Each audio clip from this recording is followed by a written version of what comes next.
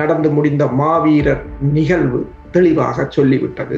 தமிழ் தேசியம் என்றால் என்ன என்பதை எல்லோருக்கும், அதை நாங்கள் இங்கு விவரிக்க தேவையில்லை, எல்லோருக்கும் தெரியும். தமிழ் தேசியம், முஸ்லிம் அமைச்சர்மார் ஒருவரும் இல்லை என்று கேட்டபோது அவர்கள் கூறியது ஒன்றுதான், முஸ்லிம் அமைச்சர்மார்கள் இருந்து முஸ்லிம்களுக்கு எந்த பிரயோசனமும் இல்லை என்பதை முஸ்லிம் மக்கள் உணர்ந்திருக்கிறார்கள். அரசியல் இல்லாமல் செய்யப்படுகின்ற எந்த ஒரு நிதி உதவிகளும் திட்டங்களும் அது உங்கள் இனத்துக்கு பிரயோசனப்படாது. அதாவது விடுதலைக்காக போராடிய போது ஏற்பட்ட பிரச்சனைக்கான ஒரு பிரச்சனை தான் இது. ஆனால் இப்ப அதனை அவன் தீர்த்து விட்டான்டா, அதுக்காக நாங்கள் என்ன கேட்டுனாங்கன்றது எங்க கேட்டுருக்கிறோம், என்ன கேட்டிருக்கிறோம், எங்க கேட்டிருக்கிறோம். மஹிந்த ராஜபக்சா, கோத்தபாயா, அந்த கும்பல் ரணிலையும் தூக்கி போடலாம். அங்க தூக்கி போடுறதுக்கு அவங்களுக்கு நிறைய காரணங்கள் இருக்கு தானே. ஏன்னா எல்லோரும் இவன் சந்திரிகா தூக்கி போடலாம் நினைச்சேன். வாய மூடிக்கொண்டிருக்க வேண்டிய அப்படியான ஒரு நிலையில், ஏன்னா குற்றம் செய்யாதவர்கள் அங்கு யாரும் இல்லை என்ற ஒரு நிலை. அப்ப அது இரண்டுமாங்க. ஒன்று எதிரிகளை கூண்டோட கைலாயம், இரண்டாவது தமிழ் மக்களுக்கான உள்ளக பொறிமுறையில் நாங்கள் ஒரு அனைத்துலக ஸ்டாண்டர்டுக்கு நாங்கள் செய்கிறோம். வெளிநாடுகளும் பேசாமல் இருக்கு. இப்போ பிப்ரவரி மாதம் பட்ஜெட் வரப்போகிறது. ஆனால் அந்த பட்ஜெட்டில் பெரிய பிரச்சனையாக வரப்போகிறது IMF நிபந்தனைகள். வரி இருப்பாக இருக்கலாம், தனியார் மயப்படுத்தலாக இருக்கலாம். அந்த V-Care Hair and Skin Clinic AFT Activated Follicular Transplant என்ற அதிநவீன ப்ரொசீஜர் மூலம் பாதுகாப்பான ஹேர் டிரான்ஸ்பிளான்ட் செய்திட V-Careக்கு கால் பண்ணுங்க. அரசியலில் நகர்த்தப்படும் காய்கள், திரைமறைவில் நடக்கும் ரகசிய பேரங்கள், உலகத் தமிழர் அறிந்தேயாக வேண்டிய உண்மைகளை தேடி ஒரு உடறுப்பு.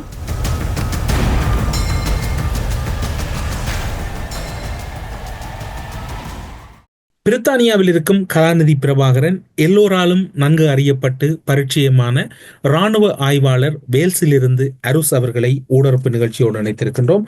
ஊடறுப்பு நிகழ்ச்சியின் சார்பில் உங்களை வரவேற்பதில் மகிழ்ச்சி. வணக்கம். வணக்கம் தமிழரசு. ஊடறுப்பு நேயர்களுக்கு அன்பு வணக்கம்.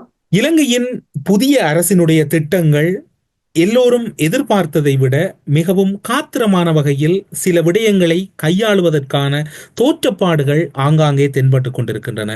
காணாமற் போனோர் விவகாரமாக இருக்கலாம், சர்வதேச விவகாரங்களாக இருக்கலாம், உள்ளக ரீதியான சில முக்கியமான கட்டமைப்புகளை கூட மிகவும் காத்திரமாக ஏற்படுத்துவதாக பல அரசியல் விமர்சகர்கள் சுட்டிக்காட்டுகின்றார்கள். இராணுவ ரீதியாக, அரசியல் ரீதியாக என்கின்ற இரண்டு பக்கங்களையும் கடந்து ராஜதந்திர ரீதியாக கூட இப்படியான பலமான பாய்ச்சலுக்கு இப்போது இருக்கக்கூடிய NPP தேசிய மக்கள் சக்தி அரசு அனுர தலைமையில் தயாராகின்றது என்று சொன்னால் உங்களுடைய பார்வையில் ராஜதந்திர கோணம் எப்படி இருக்கின்றது? அதாவது உங்களுக்கு தெரியும், அதாவது இந்த நாடாளுமன்ற தேர்தல் இடம்பெற்று முடிந்த பிற்பாடு தமிழ் தேசியம் தொடர்பாக ஒரு வாத பிரதிவாதங்கள் இடம்பெற்றிருந்தன. இந்த தமிழ் பரப்பில் தமிழ் தேசியம் வீழ்ந்து விட்டதா அல்லது மக்கள் அதிலிருந்து விலகிவிட்டார்களா என்ற பிரச்சனைகள், அல்லது அது ஒரு பேசு பொருளாக பல இடங்களிலும் இருந்தது. ஆனால் அதற்கான விடையை நடந்து முடிந்த மாவீரர் நிகழ்வு தெளிவாக சொல்லிவிட்டது. தமிழ் தேசியம் என்றால் என்ன என்பதை எல்லோருக்கும், அதை நாங்கள் இங்கு விவரிக்க தேவையில்லை, எல்லோருக்கும் தெரியும். தமிழ் தேசியம் அது அவ்வாறுதான் இருக்கு. அது அதற்குரிய தலைமைத்துவத்தை அல்லது வழிநடத்தலுக்காக அது காத்திருக்கிறது. அவ்வளவுதான் அதில் சொல்ல முடியும். இப்ப பாலஸ்தீனத்தில் எவ்வாறு அந்த கொள்கை, அல்லது லெபனான்ல வெவ்வேறு போராட்டங்களின் போது எவ்வாறு அந்த கொள்கை உயிர்ப்புடன் இருக்கின்றது, அதனை ஒவ்வொருத்தரும் வழி நடத்துகிறார்களோ அதே போன்றதுதான். அதில் எந்த மாற்று கருத்தும் இல்லை. ஆனால் இந்த NPP அரசை பொறுத்தவரையில் அவர்கள் வேகமாக காய்களை நகர்த்தி கொண்டிருக்கிறார்கள். முஸ்லிம் அமைச்சர்மார் ஒருவரும் இல்லை என்று கேட்டபோது அவர்கள் கூறியது ஒன்றுதான், முஸ்லிம் அமைச்சர்மார்கள் இருந்து முஸ்லிம்களுக்கு எந்த பிரயோசனமும் இல்லை என்பதை முஸ்லிம் மக்கள் உணர்ந்திருக்கிறார்கள் என்பதை கூறிவிட்டார்கள். அதோடு அவர் நிற்கவில்லை, தமிழர்களும் வடக்கில் அவ்வாறுதான் சிந்தித்தார்கள் என்றும் கொண்டு முடிக்கிறார்கள். அதுக்கு அவர்கள் கூறிய காரணம் என்னென்றால், தமிழ் நாடாளுமன்ற உறுப்பினர்களால் தமிழர்களுக்கு எந்த பிரயோசனமும் இல்லை என்பது தமிழ் மக்களின் ஒரு வெளிப்பாடாக இருக்கிறது என்பதை NPP கூறுகிறது. அப்ப இந்த சமயத்தில் தான் அவர்கள் இன்னும் மேலதிகமாக வேலை செய்கிறார்கள். இப்போது உங்களுக்கு தெரியும், அங்கு இடம்பெற்ற வெள்ள அனர்த்தம், அதன் போது என்பிபியினால் உருவாக்கப்பட்ட என்பிபியில் இணைந்த புதிதாக இணைந்த 3 நாடாளுமன்ற உறுப்பினர்களும் எவ்வாறு தீயாக வேலை செய்தார்கள் என்பதை எல்லோரும் அறிவீர்கள். அதற்கு பிரச்சனை இல்லை, ஏனென்றால் அது அரசு சார்பாக இருக்கிறவர்களுக்கு நிதி உதவிகளும் போகும். ஒரு நிதியை நீங்கள் இங்கிருந்து கொடுக்கின்ற நிதியை அரசியலாக்க வேண்டும். அதைத்தான் அமெரிக்க தூதுவர் திரும்ப திரும்ப தமிழ் மக்களுக்கு கூறியது. நீங்கள் இங்கிருந்து போகின்ற நிதி உதவி திட்டங்களை நான் அரசியலுக்கு போக மாட்டேன், அதை உதவியாகத்தான் செய்வேன் என்றால் நீங்கள் ஒருபோதும் உங்கள் இலட்சியத்தில் நீங்கள் முன்னகர மாட்டீங்கள் என்று அவர் பர்சனலாக கூப்பிட்டு சொன்னதும் அது என்றால் எல்லாவற்றுக்கும் அரசியல் இருக்க வேண்டும். அமெரிக்காவை பாருங்கள், ஏதாவது ஒரு திட்டம் நிதி உதவி இருந்தால் அதுக்கு பின்னணியில் ஒரு அரசியல் இருக்கு. அரசியல் இல்லாமல் செய்யப்படுகின்ற எந்த ஒரு நிதி உதவிகளும் திட்டங்களும் அது உங்கள் இனத்துக்கு பிரயோசனப்படாது. நீங்கள் உங்கள் பர்சனாலிட்டியை காட்டுவதற்காக செய்து முடித்துவிட்டு நீங்கள் உங்களோட கால முடிய நீங்கள் போய்விடலாம், அவ்வளவுதான். ஆனால் அதனால் உங்கள் இனத்துக்கு எந்தவித பிரயோஜனமும் இருக்காது என்பதை தெளிவாக அவர் கூறினது. ஒரு இளைஞர் அமைப்பை கூப்பிட்டுத்தான் அவர் சொல்லிவிட்டது, தன் ஒரு அட்வைஸாக சொன்னவர். நீங்கள் எதற்கும் அரசியல் இல்லாமல் நாங்கள் அரசியலுக்கு போக மாட்டோம் என்று நீங்கள் செய்கிற உதவிகள் உங்கள் இனத்துக்கு எந்த பிரயோசனமும் இருக்காது. உண்மையும் தான். நீங்கள் இந்த உதவி செய்த அமைப்புகளில் கூப்பிட்டு கேளுங்கள், அடுத்த வருகின்ற நாடாளுமன்ற தேர்தலில் நீங்கள் உதவி செய்த ஆக்கள்கிட்ட சொல்லுங்கோ, வாக்கு போட சொல்லி என்று சொல்லி கேட்டு பாருங்க, எத்தனை பேர் கூடினோம் என்று சொல்லி கேட்டு பாருங்க. இல்லை என்று சொன்னா அவனுக்கு தெரியாது. அவன் நிதியுதவியை பெறது ஒரு இடத்த, வாக்களிக்கிறது இன்னொரு இடத்த, இன்றைக்கு அது சிதறி போனது என்று அதுக்கு திட்டமிடலும் இல்லை, அதுக்குரிய வழிநடத்தலும் இல்லை.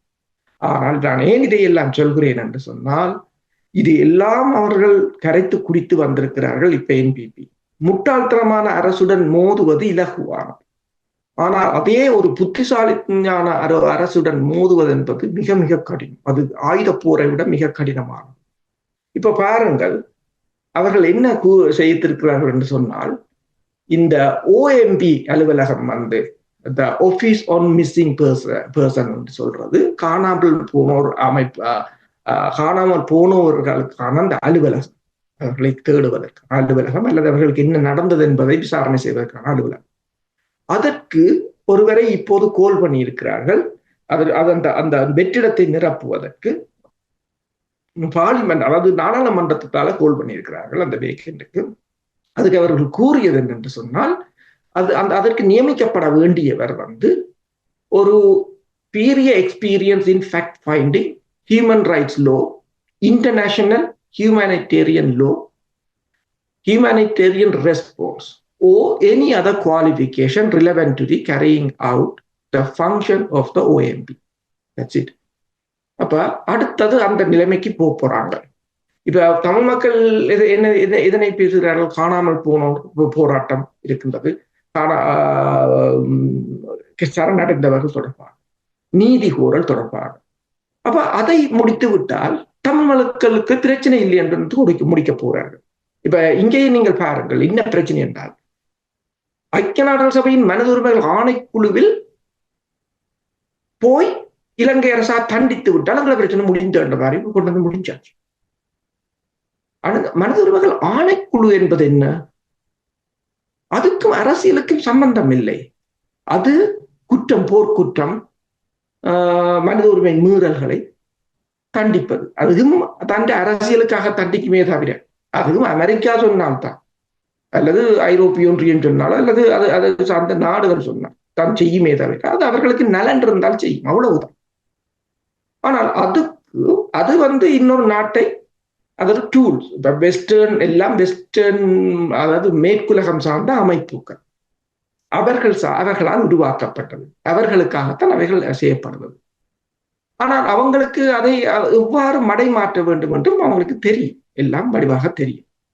அப்ப இப்ப ஐசிசியை பாருங்கள், ஐசிசி நெத்தனியாவு கலன் மீது பிடியா பிராந்து பிறப்பித்தாலும், இப்போது இத்தாலி சொல்கிறது, நீங்கள் எல்லோரும், எல்லா ஐரோப்பிய நாடுகளும் ஒன்றிணைந்து நாங்கள் ஒரு திட்டத்தை வகுக்க வேண்டும், பொலிட்டீஷியன்ஸுக்கு இம்யூனிட்டி கொடுக்கணும்.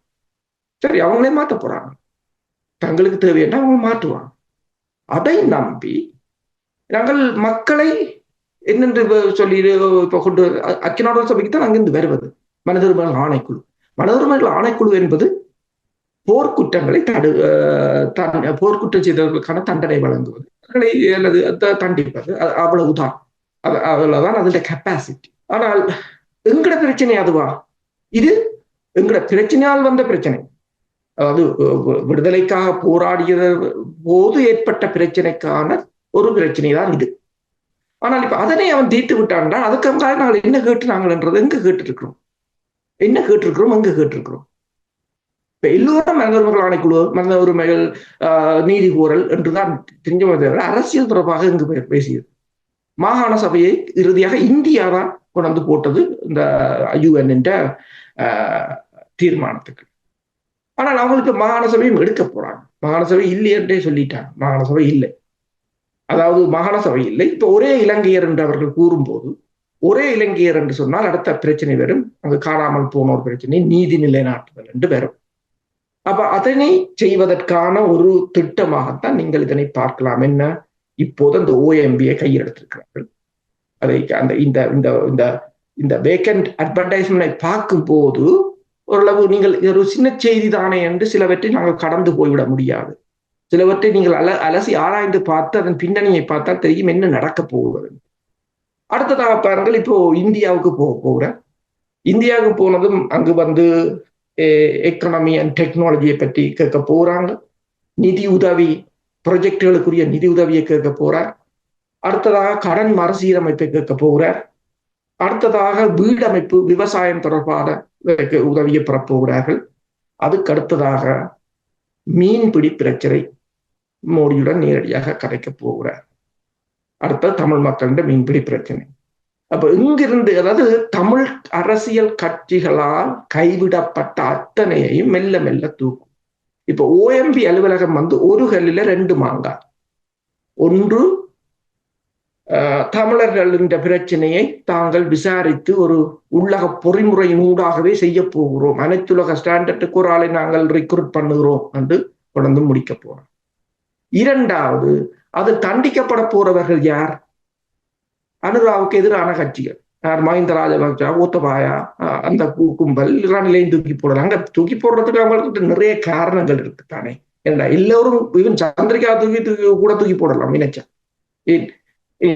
அவாவும் ஒண்ணும் கலைக்கிறாரு. இதை கொண்டான் என்று சொன்னால், இப்ப நபாலி படுகொலைய கையில தூக்கினால் அனுரகுண்ட திசாநாயக்காவே ஆளை வச்சு ஒரு வழக்க போடலாம்.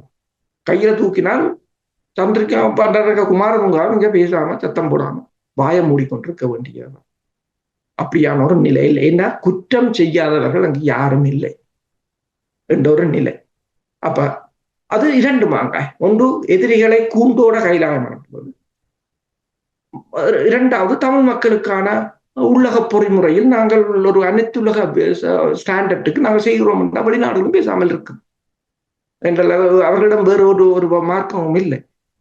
அதே நேரம் நீங்கள் பார்த்தீங்கன்னு சொன்னால் இந்தியாவுக்கு மட்டும் போகவில்லை, ஜனவரி சீனாவுக்கு போகிறார்.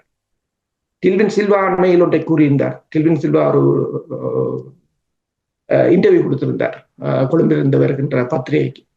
அவர் அந்த அந்த அமைப்பில் ஒரு மூத்த ஒரு போராளி, 78ஆம் ஆண்டு அமைப்பில் இணைந்தது என்று கூறியிருந்தார். அப்ப அவர் கூறியது ஒன்றுதான், நாங்கள் இந்தியாவை எங்களுக்கு அயல் நாடு, பக்கத்து நாடு உதவிகளை செய்கின்றது, இந்தியாவை நாங்கள் அரவணைத்துத்தான் போவோம்.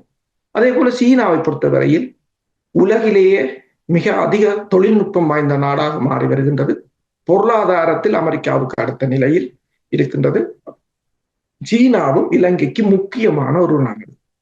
எனவே 2 நாடுகளும் தங்களுக்குள்ள பிரச்சனைகளை அவர்கள் தீர்த்துக் கொள்வார்கள். அதற்கு நாங்கள் தலையிட தேவையில்லை. ஆனால் நாங்கள் 2 நாடுகளுடன் இணைந்து பயணிப்போம் என்று கூறிவிட்டார்கள். அப்ப இந்த ஸ்ட்ராட்டஜி தான் அவர்கள்ட்ட இப்போது இருக்கிறது. அடுத்ததாக மேற்குலகம் வந்து IMF அவர்கள் எவ்வாறு டீல் பண்ணுகிறார்கள் என்றால், அதற்கு அவர்கள் ஒரு வழியில் சொல்லிவிட்டார்கள். முந்தின அரசாங்கம் இந்த IMF டீலை எழுதி முடித்து விட்டது, நாங்கள் ஒன்றும் செய்ய முடியாது, ஆனால் அதில் வேண்டுமென்றால் மாற்றங்களை கொண்டு வருவதற்காக முயற்சிக்கலாம் என்று கூறியிருக்கு. அதை இப்ப பிப்ரவரி மாதம் பட்ஜெட் வரப்போகிறது. ஆனால் அந்த பட்ஜெட்டில் பெரிய பிரச்சனையாக வரப்போகிறது IMF நிபந்தனைகள். வரி இருப்பாக இருக்கலாம், தனியார் மயப்படுத்தலாக இருக்கலாம், அந்த பெரிய நிபந்தனைகள் வரப்போகிறது. அந்த நிபந்தனைகளை தூக்கி பிடித்து கோஷம் போடக்கூடியவர்கள் எதிர்த்தரப்பு. ஆனால் எதிர்த்தரப்புக்கு OMB அலுவலகம் ஊடாக ஒரு அழுத்தத்தை போட்டார் என்று சொன்னால் அவர்கள் அத்தனை பேரும் அடங்க வேண்டிய வேற வழி இல்லை. இப்ப ஒரு கடுமையான ஒரு ஸ்ட்ராட்டஜி, அதாவது மிகவும் ஒரு தரமான ஸ்ட்ராட்டஜியோட இந்த அரசாங்கம் மெல்ல மெல்ல நகர்ந்து கொண்டு வருகிறதான் நீங்கள் இந்த நடக்கிற சம்பவங்களை பார்க்கும்போது தெரியும். நீங்கள் இப்போது OMB அலுவலகம் தொடர்பு குறிப்பிட்டீர்கள். காணாமல் போனோரை கண்டெடுப்பதற்கான அலுவலகம் கடந்த நல்லாட்சி காலத்தில் உருவாக்கப்பட்டது. கால நீடிப்பு ஐக்கிய நாடுகள் சபை மனித உரிமைகள் பேரவையில் வழங்கப்பட்ட கால நீடிப்பின் ஒரு அங்கமாக அவை ஏற்படுத்தப்பட்டு மங்கள சமரவின் காலத்தில் அது மிகவும் அதிகமாக பேசப்பட்டது. ஆனால் இவர்கள் இப்போது அதற்கு நியமிக்கின்ற அதிகாரிகள் அல்லது அது தொடர்பாக இவர்கள் எடுக்கின்ற கரிசனைகளை பார்க்கின்ற போது காணாமல் போனோர் தொடர்பில் விசாரணைகளும் இடம்பெறும். அதே நேரம் அந்த விசாரணைகளில் குற்றச்சாட்டப்படுகிறவர்கள் மீது இவர்கள் தண்டனையை நோக்கி நகருவதற்கான வாய்ப்பு இருக்கின்றதா? குறிப்பாக சொல்ல போனால் தமிழ் மக்களை பொறுத்தவரையில் முன்னாள் ஜனாதிபதி கோட்டாபாய ராஜபக்ச, முன்னாள் பாதுகாப்பு அமைச்சின் செயலாளர், முன்னாள் ஜனாதிபதி மஹிந்த ராஜபக்ச, அதே போன்று முன்னாள் பாதுகாப்பு அமைச்சின் செயலாளர் பின்னர் ஜனாதிபதியாக இருந்த கோட்டாபாய ராஜபக்ச, இவர்கள் மீது அதே போன்று இராணுவ தளபதிகள் ஒரு சிலர் மீதும் குற்றச்சாட்டுகள் இருக்கின்றது. இவர்களை அனுர அரசு அல்லது அனுர தலைமையிலாக இருக்கக்கூடிய இப்போதைய அரசு தண்டிப்பதற்கான வாய்ப்பு இருக்கின்றதா அல்லது தண்டனை நோக்கி நகர்வார்களா? நீங்கள் அதனை நம்புகிறீர்களா? தண்டனை என்பது கிடையாது. இப்ப வனத்துலக சமூகத்தை பொறுத்தவரையில், மேற்குலக சமூகத்தை பொறுத்தவரையில் அவர்கள் கேட்பது ஒன்றுதான். அவர்கள் அந்த மனித உரிமைகள் ஆணைக்குழுவிற்களால் இதனை கொண்டு வந்தது இலங்கை அரசு மீது ஒரு அழுத்தத்தை கொண்டு வந்து தங்களுடன் அதனை இணைந்து பணியாற்ற வைப்பதற்கே தவிர தமிழ் மக்கள் மீதான பாசமோ பரிதாபமோ இல்லை. அவர்கள் அதை பார்ப்பதும் இல்லை. அப்ப இப்ப இலங்கை அரசு என்ன செய்ய போகிறது? இவ்வாறான ஒரு நிறுவன அமைப்பை, இவ்வாறான ஒரு OMB அலுவலகத்தை இவ்வாறு பலப்படுத்தி அதனூடாக சில நடவடிக்கைகளை செய்கிறோம் என்றால் அது இலங்கை அரசுக்கு ஒரு கால அவகாசத்தை வழங்கும், வெளிநாடுகளின் இந்த பிரஷரை குறைக்கும். அடுத்ததாக உள்ளகத்தில ஒரு அழுத்தத்தை குறைக்கும். இவர்களும் பயத்தில் இருப்பார்கள். இதையும் ஒரு அளவுக்கு அதிகமாக இந்த அரசுக்கு மீதான நடவடிக்கையை எடுப்பதற்கு அஞ்சுவார்கள் என்ற ஒரு நிலை உருவாகும். இது அரசுக்கு பாதகமாகவும் இருக்கலாம். ஏனென்றால் இந்த அரசை கவுக்க வேண்டும் என்றும் இருப்பார்கள். அது முக்கியமான ஒன்று. இருந்த போது இது இப்ப நீங்கள் கேட்டது போல சிங்கள தேசத்தை பொறுத்தவரையில் அவர்கள் தண்டிப்பது என்பது மிகவும் அதை நாங்கள் எதிர்பார்க்க முடியாது. ஒரு கால இழுத்தடிப்பாக இருக்கலாம். ஆனால் அது கால இழுத்தடிப்பு என்று மட்டுமில்லை, அனைத்துலக சமூகத்தை அவர்களுக்கு ஒரு பிரச்சாரத்துக்கு ஒரு பயன்படுத்தக்கூடியதாக இருக்கலாம். ஏனென்றால் அவர்கள் என்ன கூறுகிறார்கள்? இலங்கையின் உள்ளக பொறிமுறை அனைத்துலக ஸ்டாண்டர்டுக்கு இருக்க வேண்டும், அவ்வாறு அதற்குரிய தொழில்நுட்ப உதவிகள் என்றுதான் கூறுகிறார். அனைத்துலகம் நாங்கள் கூறுவது போல அனைத்துலகம் அனைத்துலக விசாரணைகளை இங்கு கொண்டு வரவர்கள் இல்லை. அவர்கள் கூறுகிறார் என்றால் நீங்கள் அனைத்துலக ஸ்டாண்டர்டுக்கு விசாரணைகளை செய்யுங்கள், அதற்குரிய தொழில்நுட்ப உதவிகளை நாங்கள் வழங்குவோம் என்றுதான் கூறியிருக்கின்றார். அதை தாங்கள் இவர்கள் நிறைவேற்றி விட்டார்கள் என்று சொன்னால் மேற்குலகம் ஒரு அமைதியான போக்குக்கு போகும். மேற்குலகம் அதனை தமிழ் மக்களை இன்னும் ஒரு 10-15 வருடங்களுக்கு ஏமாற்றுவதற்கு அவர்களுக்கு ஒரு சந்தர்ப்பம். இலங்கை அரசுக்கும் அது ஒரு சந்தர்ப்பம். அவ்வளவுதான். ஒட்டுமொத்தத்தில் இந்த காலகட்டத்தில் ஈழத்தமிழர்கள் விழிப்பாக இருந்தாலும் இப்போது வரக்கூடிய ஒரு அபாய நிலையை யாராலும் தடுக்க முடியாது. உண்மைதான். என்று சொன்னால் நாங்கள் மக்களை எவ்வாறு அரசியல் மயப்படுத்தி இருக்கிறோம். அரசியல் மயப்படுத்துறது என்று சொல்வதை விட மக்களுக்கு எவ்வாறு ஒரு பிம்பத்தை உருவாக்கி இருக்கிறோம். ஐக்கிய நாடுகள் மனித உரிமைகள் ஆணைக்குழுவில் நீதி கோருவது, ICCக்கு கொண்டு போவது, ஐக்கிய நாடுகள் சபையில் மனித உரிமைகள் ஆணைக்குழுவில் இவர்களை தண்டிப்பது என்பது இப்ப மஹிந்த ராஜபக்சவையும் கோத்தபாய ராஜபக்சவையும் தண்டித்து விட்டால் எங்கள் பிரச்சனை முடிந்து விடுமாண்டா? இல்லை. எங்கள் பிரச்சனை மண்மீட்பு போர். எங்கள் தாயகத்தை இழந்த தாயகத்தை மீட்க வேண்டும். அதற்குரிய நடவடிக்கைகளை நாங்கள் எவ்வளவு தூரம் நகர்த்தி இருக்கின்றோம். இது தேவைதான். நீதி கோரல் தேவை, கட்டாயம் தேவை. அதற்கு அது கட்டாயம் தேவை. அதற்குரியதுக்கு நாங்கள் இவ்வளவு பாடுபட்டிருக்கிறோம் என்பதில் தான் இருக்கின்றது. இப்போது எல்லோரும் அதை நோக்கித்தான் பயணித்தார்களே தவிர அதற்கு அப்பால் அனைத்துலக ரீதியில் எங்கள் இறமை தொடர்பாக நாங்கள் எவ்வளவு தூரம் பணியாற்றி இருக்கிறோம் என்று உங்களுக்கே தெரியும். எவ்வளவு தூரம் எத்தனை அமைப்புகள் இந்த இறமை தொடர்பாக பயணித்திருக்கின்றன என்பது. ஏனென்றால் சொன்னால் அவர்கள் அதை கையில் எடுக்க மாட்டார்கள். அவர்களுக்கு எது இலகுவானதோ அதை தந்திருப்பார். ஏன்னா மேற்குலகம் மனித உரிமைகள் ஆணைக்குழுவில் தீர்மானத்தை கொண்டு வந்திருக்கிறது. எனவே அவையோடு சேர்ந்து பயணிப்போம். அதான் அதை ஏன் எதுக்கென்று கேட்பதும் இல்லை. அவர்கள் ஏன் கொண்டு வந்தார்கள், எதற்கு கொண்டு வந்தார்கள் என்பதும் இல்லை. அவர் கொண்டு வந்து விட்டார்கள், சரி அதுதான் எங்களுக்குரிய தீர்வு என்ற மாதிரி ஒரு மாயையை உருவாக்கி இருக்கிறார்கள். ஆனால் பிரச்சனை என்னவென்று சொன்னால் இந்த இதுகள் எல்லாம் இலங்கையில் இலங்கை என்று சொல்வதை விட தமிழர் தாயகத்தில் இது எந்த விதமான ஒரு பெரிய தாக்கத்தையும் ஏற்படுத்தவில்லை என்பதை இந்த தேர்தல் முடிவுகள் எங்களுக்கு தெளிவாக எடுத்து காட்டியிருக்கிறது. என்னென்று சொன்னால் இந்த அனைத்துலக ரீதியாக இந்த அமைப்புகளும் அல்லது அரசியல்வாதிகளும் மேற்கொள்கின்ற பிரச்சாரங்கள் அந்த களத்தில் இருக்கிற மக்கள் சென்றடையவில்லை என்பது மட்டுமல்லாது அவர்கள் அதனை ஒரு பெருசாக, ஏனென்றால் அவர்களுக்கு இது ஒரு தங்களை ஏமாற்றுவதாகத்தான் உணர்வதாகத்தான் தெரிகிறது. ஏனென்று சொன்னால் அதில் ஈடுபட்டவர்களே பலர் அங்கு போய் தேர்தலில் நின்றதாக நீங்களும் பார்த்திருப்பீர்கள். அவர்கள் எத்தனை வாக்கு எடுத்திருக்கிறார்கள் என்பதை அவர்களையும் வாய் திறந்து சொல்லவில்லை. சிலவளை சொல்ல முடியாத அளவோ தெரியாது. ஆம், இன்னும் ஒரு விடயம் எல்லோராலும் அவதானமாக பார்க்கப்படுகின்றது. என்ன நடக்கும் என்கின்ற ஒரு எச்சரிக்கையுடனான பார்வையாக இருக்கின்றது. இந்தியாவுக்கு அனுரகுமார திசாநாயக் அவர்கள் செல்லுகின்றார். இந்தியாவில் கிட்டத்தட்ட அனுரவினுடைய பயணத்தினை எப்படி பார்க்கின்றார்கள் என்கின்ற விடயங்கள் இப்போது வரைக்கும் ஊடகங்களில் பெரிதாக எழுதப்படவில்லை. ஆனால் இந்தியாவினுடைய திட்டங்கள் இலங்கைக்குள் பெரும் நெருக்கடிகளை சந்தித்திருக்கின்றது. வருகின்ற புதிய வருடத்திலிருந்து ஜனாதிபதியின் புதிய திட்டங்கள் இலங்கையில் பல நடைமுறைப்படுத்தப்பட உள்ளன. அமெரிக்காவின் புதிய ஜனாதிபதியாக டொனால்ட் ட்ரம்ப் அவர்கள் தெரிவு செய்யப்பட்டிருக்கின்றார். அமெரிக்காவுக்கும் இந்தியாவுக்கும் இடையிலான தொடர்பை கடந்து டொனால்ட் ட்ரம்ப் மோடி இடையிலான நெருக்கம் இலங்கைக்குள் பல்வேறுபட்ட விடயங்களில் முருகல் நிலை ஏற்படுத்தப்பட மாட்டாது என்று ஒரு தரப்பு கூறுகின்றது. கடந்த காலங்களோடு ஒப்பிடுகையில் இனி வருகின்ற புதிய அரசு மோடியோடு ஒரு நெருக்கத்தை பேணும் என்றும் கூறப்படுகின்றது. ஒட்டுமொத்தத்தில் 2025 மிகவும் ஆடுகளத்தின் அதி உச்சமாக இலங்கை இருக்க போகின்றது என்று கூறப்படுகின்றது. இப்படி இருக்கின்ற போது இந்த ராஜதந்திர சர்வதேச முருகலின் உச்ச இடம் இலங்கையாக இருந்தாலும் அமெரிக்கா இந்திய உறவில் அவை பெரிதளவில் முருகல் ஏற்படாது என்று கூறப்படுகிறது. நீங்கள் எப்படி பார்க்கிறீர்கள்? என்னென்று சொன்னால் முதலில் நீங்கள் பார்க்கலாம் இது எவ்வாறு இதனை கணிக்கிறார்கள் என்று சொன்னால் ட்ரம்பின் முதலாவது ஆட்சி காலம், இரண்டாவது ஆட்சி காலம் என்று பார்க்கலாம். இரண்டாவது ஆட்சி காலம் இன்னும் தொடங்கவில்லை. முதலாவது காலத்தில் இந்தியாவுடனான ஒரு நல்லுறவை வளர்த்தார்கள். இந்தியாவுடன் மிக அதிகளவான பாதுகாப்பு ஒப்பந்தங்களை மேற்கொண்டார்கள்.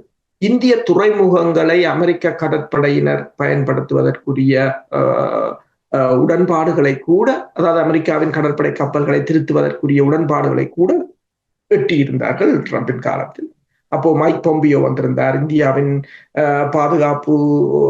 தேசிய பாதுகாப்பு ஆலோசகர் ரெஸ்தர் வந்திருந்தார் என்று பலர் வந்திருந்தார்கள். அது ஒரு தேனிலவு மாதிரி போய்கொண்டிருந்தது இந்தியாவுக்கும் அமெரிக்காவுக்கும் இடையில்.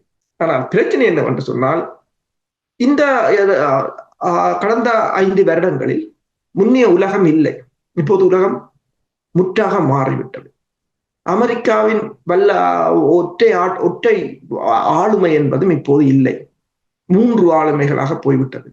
இந்த 3 ஆளுமைகளுக்கு தான் இப்போது இந்தியா நிற்கின்றது என்பதை இந்தியா உணர வேண்டும். இந்தியாவும் உணர்ந்திருக்கிறது. இந்த 3 ஆளுமைக்குள் தான் இருக்கிறார்கள். இப்போ முந்தி பிரச்சனை இல்லை. அமெரிக்காவுடன் இந்தியா நிற்கலாம், ஏனென்றால் மற்றவர்கள் வல்லரசாக இல்லை என்னும் போது இந்தியாவுக்கும் அவர்களுக்கும் இடையிலான பிரச்சனை வருவதற்கான சந்தர்ப்பங்கள் குறைவு. ஆனால் இப்போது அவ்வாறு இல்லை.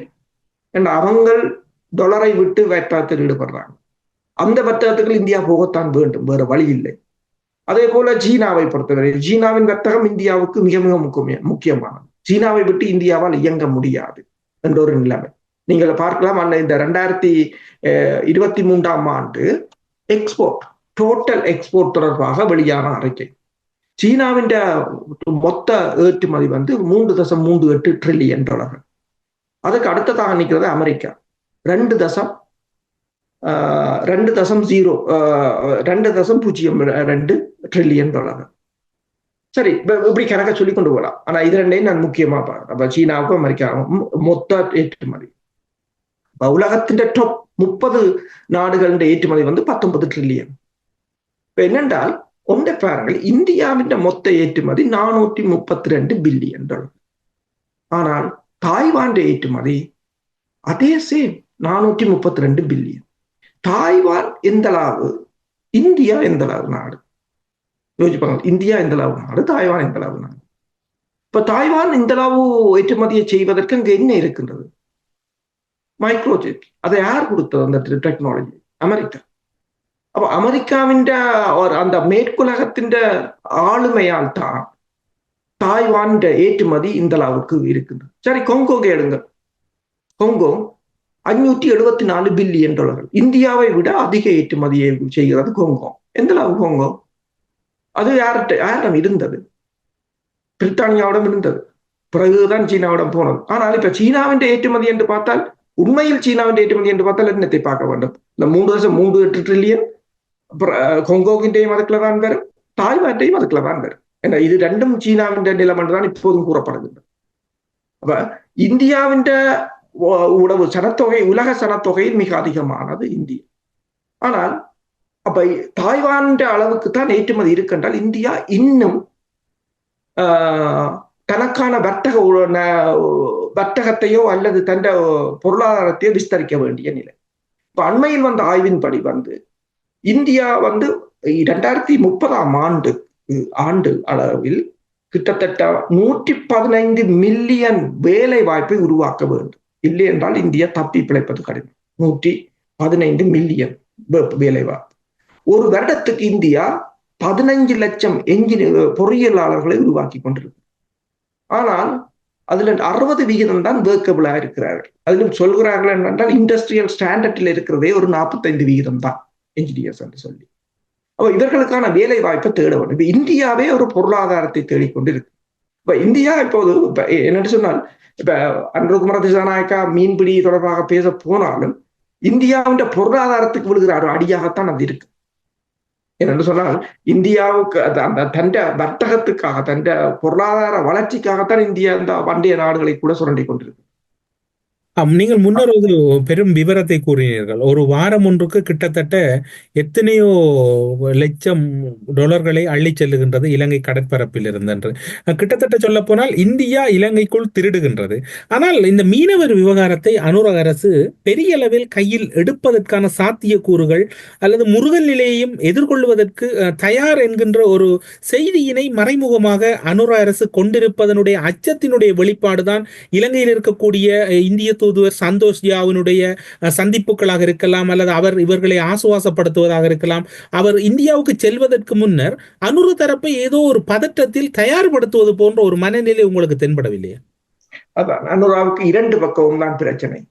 அதாவது அருகம்குடா பிரச்சனை உங்களுக்கு தெரியும். அமெரிக்கா அதொரு இரகசியமாக விடுக்கப்பட்ட மிரட்டல். அதாவது எந்த நேரமும் இந்த சுற்றுலா பயணத்துறை இழுத்து மூடப்படலாம்.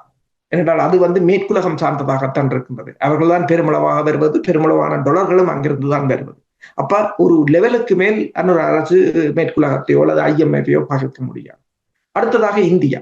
ஆனால் இந்தியாவுக்கு பிரச்சனை என்னவென்று சொன்னால், இப்ப அனுர அரசு முற்று முழுதாக ஒரு மேற்குலகம் சார்ந்து ஒரு ஸ்டாண்ட் எடுக்குமாக இருந்தால், துணிந்து செய்வார்களாக இருந்தால், அது இந்தியாவுக்கு ஒரு பயம். ஏனென்றால் அவர்கள் போராளிகள், துணிஞ்சு செய்யக்கூடும்.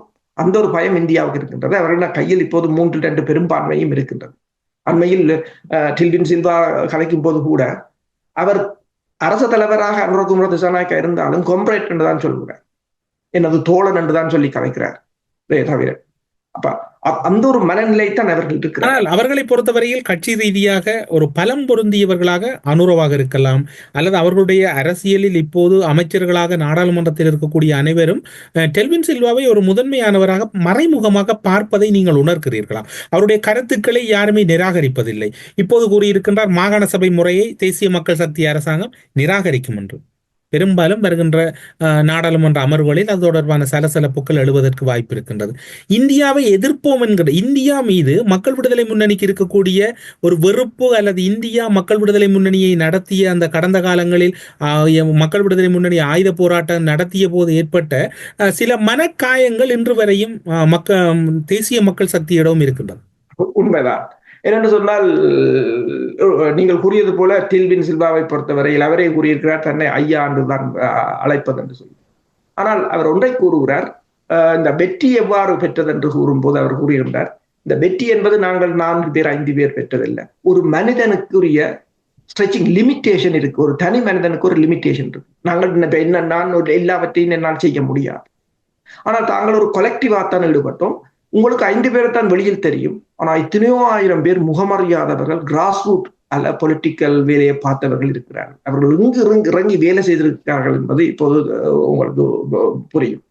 நீங்கள் கூறுவது போல அவருக்கு அந்த கட்சியில் ஒரு மிகப்பெரிய ஒரு செல்வாக்கு இருக்கிறது என்பது உண்மைதான். இப்ப மாகாண சபையை அவர்கள் நீக்கலாம். என்னென்று சொன்னால், இப்போ அவர்கள்ட்ட கோஷம் ஒரே இலங்கையர் என்று தான் கூறுகிறார். ஒரே இலங்கையர் என்பதற்கு தடையாக இருப்பதாக இப்ப அவர்கள் எண்ணத்தை கொண்டு வந்து முடிக்க போகிறார்கள் என்று சொன்னால், இந்த நீதி கோரல், காணாமல் போன பிரச்சனை, அதையும் தீர்த்து விட்டால், ஏனென்றால் சொன்னால் தமிழ் மக்களை பொறுத்தவரையில் தேசியம் தொடர்பாக, தேசியம் என்று சொல்வது தமிழீழ தாயகம் தொடர்பான அரசியல் ராஜதந்திர நகர்வுகள் புலம்பெயர் தேசத்தில் வலுவாக எடுக்கப்படவில்லை. இங்கும் எல்லோரும் அந்த ஐக்கிய நாடு சபையின் மனித உரிமைகள் ஆணைக்குழுவை நோக்கித்தான் மடை மாற்றி விட்டிருக்கிறார்கள். எல்லாவற்றையும் அவங்கதான் மடை மாற்றி விட்டிருக்கிறார்கள். அப்ப இது முடிந்தா அது ஆட்டம் க்ளோஸ். அப்ப அதுக்கு பிறகு ஒன்றுமில்லை. இப்ப வேற அனுகுமார திசாநாயக்க அரசை பொறுத்தவரை புலம்பெயர் தேசத்து அமைப்புகளை ஒரு பொருட்டாக மதிக்கவில்லை. ஏன் தாயகத்தில் உள்ள மக்களை கவர்ந்தெடுத்து விட்டால் புலம்பெயர் அமைப்புகளை டம்மியாக்கி விடலாம் என்றது யாரோ நல்ல ஒரு ஸ்ட்ராட்டஜியை வகுத்து கொடுத்திருக்கிறான். இதை நீங்கள் கையகப்படுத்தி விட்டால் இது டம்மியாக போய்விடும். இப்ப நீங்கள் கூறியது போல மீன்பிடி பிரச்சனை, மீன்பிடி இலங்கைக்கு நீங்கள் கூறியது போல, அதாவது ஒரு வருடத்துக்கு 2.9 பில்லியன் டாலர். இப்ப நீங்கள் IMF கிட்ட வாங்குறதான் இந்தியா எங்களிடமிருந்து களவெடுத்து செல்வது. எங்களிடம் என்றால் தமிழ் மக்களிடமிருந்து தான் களவெடுத்து செல்வது. நான் என்ன கூறுகிறேன் என்று சொன்னால், இதை பேச போகிறேன். இது தமிழ் மக்களிடம் மட்டும் பலம் அல்ல. இந்த 2.9 பில்லியன் இலங்கைக்குரியது இப்போதைய நிலையில். இப்போ நாங்கள் பிரிந்தில்லை, எங்களிடம் நிதி முகாமைத்துவம் இல்லை, எங்களிடம் மாகாண சபையில் இருக்கின்ற மாகாண சபைக்குரிய அதிகாரம் கூட இல்லை. இந்த அதிகாரமும் இல்லை. தமிழர்களிடம் இந்த அதிகாரம் இல்லை. அந்த அதிகாரம் வருவதற்கு இந்தியா விடாது. இந்தியாவை பொறுத்தவரை தமிழ் மக்களின் கையில இந்த அதிகாரம் போவதையும் இந்தியா விடாது. அதே போல இப்போது இந்த மீன்பிடி துறையால் வருகின்ற வருமானம் அது இலங்கைக்குரியது. இதுவரை காலமும் இருந்த அரசுகள் ஊழல், அது அவர்களை பொறுத்தவரையில் ஊழல். அப்ப அவர்கள் இதை கண்டும் காணாமல் விட்டார்கள். என்னால் இந்தியாவையும் சமாளிக்க வேண்டும், எல்லோரையும் சமாளிக்க வேண்டும். ஆனால் இந்த அரசு, நான் கூறியது போல, இப்ப முன்னர் கூறியதுக்கு வருகிறேன், துணிந்த ஒரு முடிவை எடுப்பார்களாக இருந்தால் இவர்களுக்கு இந்தியாவை சமாளிப்பது பெரிய விடயம் இல்லை. ஏனென்று சொன்னால், நீங்கள் பாருங்கள், தாய்வான் ஏற்றுமதி இந்தியாவின் ஏற்றுமதிக்கு இணையாக கொண்டு வந்தது யார் என்று சொன்னால் மேற்குலகம், அமெரிக்கா. முழு ஆயுத சப்ளை, பேட்ரியாட் ஏவுகணையில இருந்து ஹிமாஸ் பல்குழல் உந்துகணை செலுத்தி வரையில் F-16 வரையும் எல்லாம் இருக்குது தாய்வான். ஆனால் சீனா இப்பயும் சொல்லிக் கொண்டிருக்க தாய்வான். ஆனா தாய்வான்ட்ட அவ்வளவும் இருக்குது. அப்ப அந்த ஒரு சின்ன தாய்வான இந்த இடத்துக்கு தூக்கிறவங்களுக்கு இலங்கையின் பொருளாதாரத்தை தூக்குவது பெரிய பிரச்சனை இல்லை. அது இந்த அரசு எடுக்க போற முடிவுல தான் இருக்கு. அது இந்தியாவுக்கும் தெரியும். எனவேதான் உங்களுக்கு தெரியும், அந்த கொழும்பிலிருந்து வருகின்ற ஒரு பத்திரிகை எழுதுகிறது, அனுகுமார திசாநாயக்கா இந்தியாவுக்கு போகிறார், இவ்வளவு பிரச்சனை கலைக்க போகிறார். அதற்கு முன்னரும் போனார் இந்தியாவுக்கு, தேர்தலுக்கு முன்னர். அதற்கு முன்னர் அவர் போவதற்கு முன்னர் ரோசா பூவும் கொண்டு இந்திய தூதுவர் பத்திரமுல்லையில் இருந்த NPP அலுவலகத்துக்கு ஓடி சென்றார் என்று எழுதுகிறார்கள். அவங்க அப்படித்தான் போடுறார், நீங்கள் வேணுமென்றா வாசித்து பாருங்கள், அப்படித்தான் போடுகிறார்கள். அதாவது ரெட் ஃபிளவர்ஸுடன் தான் அவர் போயிறார் என்று சொல்லி போய்த்தான் வருந்தி அழைத்து கூப்பிட்டது போல. அதே போல பிரிக்ஸ் மாநாடாக இருக்கலாம், அல்லது யுஎன் பொதுக்கூட்டமாக இருக்கலாம், அல்லது கொமன்வெல்த், ஆஸ்திரேலியாவில் நடந்த கொமன்வெல்த் கூட்டத்தொடராக இருக்கலாம். இந்த மூன்றுக்கும் அனுர் குமார் திசாநாயக்கா போகவில்லை. ஆனால் போயிருந்தா மோடியை சந்தித்திருப்பார், ஆனால் போகவில்லை. ஏனென்றால் அவர்களுக்கு அந்த கூட்டங்களை விட களத்தில் தேர்தலில் வெற்றி பெறுவதைத்தான் அவர்கள் முதலாவது குறியாக வைத்திருந்தார்கள் என்று. இதுதான் பாருங்கள், இப்ப எது எது முக்கியமானதோ அதனைத்தான் அவர்கள் செய்கிறார்கள். அவர்கள் அந்த மீட்டிங்குக்கு போகணும், அங்க போய் அவரை சந்திக்கணும், இவரை சந்திக்கணும் என்பது அவங்களுக்கு இப்போது முக்கிய பிரச்சனை இல்லை. முதலில் களத்தை சரிப்படுத்த வேண்டும், அடுத்தது புலத்தில மிகுதி வேலையை பார்ப்போம் என்று இப்போது அங்கு போகிறார்கள். இந்த பிரச்சனை இந்தியாவுக்கு தெரியும். இப்ப அனுர் குமார் திசாநாயக்கா அரசை அதிக அளவுக்கு இந்தியாவால் தற்போதைய நிலையில் பகைக்க முடியாத ஒரு நிலைதான். எனவேதான் அவர்கள் துணிச்சலாக கூறுகிறார்கள், நாங்கள் இந்தியாவையும் ஒன்றாகத்தான் பார்ப்போம், சீனாவையும் ஒன்றாகத்தான் பார்ப்போம். அதே போல IMF-ஐயும் அவர்கள் புறக்கணிக்கவில்லை. நீங்கள் இப்போது குறிப்பிட்ட கருத்தின் அடிப்படையில் பார்க்கின்ற போது புலம்பெயர் அமைப்புகளை ஒரு பொருட்டாக கூட அனுர மதிக்கவும் இல்லை, கருத்தில் எடுக்காமல் ஒரு தூக்கி எறிந்த ஒரு நிலை தென்படுகின்றது. உண்மைதான். ஆக அவர் கூறுவது என்னென்று சொன்னால், இன்வெஸ்டர்ஸ் அங்க இருக்கிறது. இப்ப பாத்தீங்கன்னு சொன்னால் வெளிநாட்டு உள்நாட்டு முதலீட்டாளர்களுக்கு தடையாக இருக்கிறது என்னென்று கேட்டிருக்கிறாங்க. நீங்க முதல் கொண்டு வாங்க, என்ன தடையாக இருக்கிறது என்று பாருங்கள். அவங்க சொல்லியிருக்கிறார்கள், இந்த சில காணிகளில் இருக்கின்ற, இப்ப வெளிநாட்டு முதலீட்டாளர்கள் வந்து ஒரு முதலீட்டை செய்ய வேண்டும் என்றால் காணிகள் வாங்க வேண்டும், அதில் முதலீடுகளை செய்ய வேண்டும், அல்லது ஒரு அபிவிருத்தி தொழிற்பேட்டையை போடுவதென்றாலோ, அல்லது விவசாயத்தை அமைப்பதென்றாலோ, அல்லது ஜெனட்டிக்கலி மோடிஃபைட் கிராப்ஸ் என்று சொல்றது அதுகளை செய்வதென்றாலோ அதுக்குரிய தேவை என்றால் அதை கொடுத்து விடுங்கள், வேக்கெண்டாக இருக்கிறது, அது வெற்றிடமாக இருக்கிற காணிகளை கொடுத்து விடுங்கள் என்று கூறிவிட்டார்கள். அதிலும் முதலில் எங்க கொடுக்கிறார்கள் என்று சொன்னால், மன்னாரில் இருக்கின்ற 13.3 ஏக்கர் நிலத்தை முதலில் கொடுக்க போகிறார்கள் வெளிநாடுகள். யாரும் வாங்கலாம். இப்ப வெளிநாட்டில் இருக்கிறார்களும் சரி, உள்நாட்டில் இருக்கிறார்களும் சரி, முதலீட்டுக்கு வாங்கலாம். அப்ப இந்த முதலீட்டுக்குத்தான் புலம்பெயர் தேசத்தை அல்லது புலம்பெயராக்களை அவர்கள் பார்க்கிறார்கள். அதுவும் அவர்களுக்கு தேவையில்லை. இப்போது வெளிநாடுகள், இப்ப இந்தியாவில இருந்தோ அல்லது அமெரிக்காவில இருந்தோ வெவ்வேறு நாடுகளில் இருந்து உதவி கிடைக்கும் என்றால் அதிலும் அவர்கள் புலம்பெயர் தேசத்தை தேவையில்லை என்றுதான் தேவையில்லை என்றுதான் நினைப்பார்கள். அடுத்ததாக பார்த்தீங்கன்னு சொன்னால், இந்த வகையில் அவர்கள் புலம்பெயர் தேசத்தை, புலம்பெயர் மக்களை தொடர்பாக அவர்கள் கருத்தில் எடுக்கவில்லை. ஏனென்று சொன்னால், அரசியல் தீர்வை தொடர்பாக அவர்கள் பேசவில்லை. அரசியல் தீர்வு தொடர்பாக அங்கிருப்பவர்களும் யாரும் கலைக்கவில்லை, இங்கிருப்பவர்களும் யாரும் கலைக்கவில்லை. நீதி தொடர்பாகத்தான் பேசுகிறார்கள். அது முக்கியமானது ஒன்று. ஆனால் முக்கியமான பிரச்சனையை விட்டு விட்டார்கள் என்றுதான் நினைக்கின்றேன். இப்ப எல்லாரும் பேசுவது என்னென்று சொன்னால், காணாமல் போனோர் அலுவலகம், படுகொலை, அதாவது போர்க்குற்றங்களுக்கான நீதி என்றுதான் கூறுகிறார்கள். அதற்குரிய OMB அலுவலகத்தை பலப்படுத்தி அனைத்துலக ஸ்டாண்டர்டுக்கு விசாரணையை கொண்டு வந்து விட்டோம் என்று சொன்னால், நாங்கள் அது அடுத்தது என்ன செய்ய வேண்டும் என்பதை யோசிக்க வேண்டும். ஆனால் இங்கிருந்து நாங்கள் அரசியல் தீர்வு தொடர்பாக பேச முடியாது. அரசியல் தீர்வு தொடர்பாக பேச வேண்டியது தாயகத்து மக்கள். அந்த தாயகத்து மக்களின் அரசியல் இப்போது எந்த நிலையில் இருக்கிறதுன்றது தெரியும். அந்த அரசியலை யாரும் ஒரு செழுமைப்படுத்தி முன்னுக்கு கொண்டு வரவில்லை. இங்கிருந்து கொடுக்கப்பட்ட, நான் முன்னர் கூறியது போல, உதவிகள், தேச கட்டுமானம் என்று சொல்லி அல்லது அங்கு இருக்கிறவர்களை உதவி எழுப்பி விடுவதென்றது செய்யப்பட்டவை எல்லாம் அரசியல் கடந்து தனிநபர்களாக செய்யப்பட்டவை. தனிநபர்களாக செய்யப்பட்டது தனிநபர்களாக இருக்கும். அதற்கும் அரசுக்கும் அரசியலுக்கும் தமிழ் மக்களுக்கும் எந்த தொடர்பும் இல்லை என்றுதான் வந்து முடிய போகிறது. இந்த உதவிகளால் தமிழ் இனத்துக்கு, தமிழ் தேசத்துக்காக ஒரு சிலர் அதில் பயன்பெற்றிருக்கலாம். உதவி வழங்குபவர்களும் உதவி பெறுபவர்களும் பயன்பெற்றிருக்கலாம். ஆனால் எங்கள் தேசத்துக்காக, எங்கள் தேசத்தின் விடுதலைக்காக இந்த உதவிகள் எந்த அளவில் பயனளித்திருக்கிறது என்பதை நீங்கள் போக போக பார்ப்பீர்கள். ஊடறுப்பு நிகழ்ச்சியில் இணைந்து கொண்டு இலங்கையில் எழுந்திருக்கக்கூடிய புதிய ஆட்சி மாற்றமும் அதன் பின்னர் சர்வதேச ரீதியாக குறிப்பாக OMP அலுவலகத்தினூடாக நகர்த்தப்பட இருக்கின்ற முக்கிய திட்டங்களும் இந்தியாவுக்கு விஜயம் செய்ய உள்ள அனுர குமார திசாநாயக்கவனுடைய எதிர்கால திட்டங்களும் தீர்மானங்களும் என்கின்ற பல்வேறுபட்ட முக்கியமான அரசியல் மற்றும் ராஜதந்திர கருத்துக்களை பகிர்ந்து கொண்டமைக்காக சிறப்பு நன்றிகளோடு உங்களிடம் விடைபெற்றுக் கொள்கிறோம். நன்றி, வணக்கம். நன்றி. அரசியலில் நகர்த்தப்படும் காய்கள், திரைமறைவில் நடக்கும் இரகசிய பீரங்கள், உலகத் தமிழர் அறிந்தேயாக வேண்டிய உண்மைகளை தேடி ஒரு உடறுப்பு.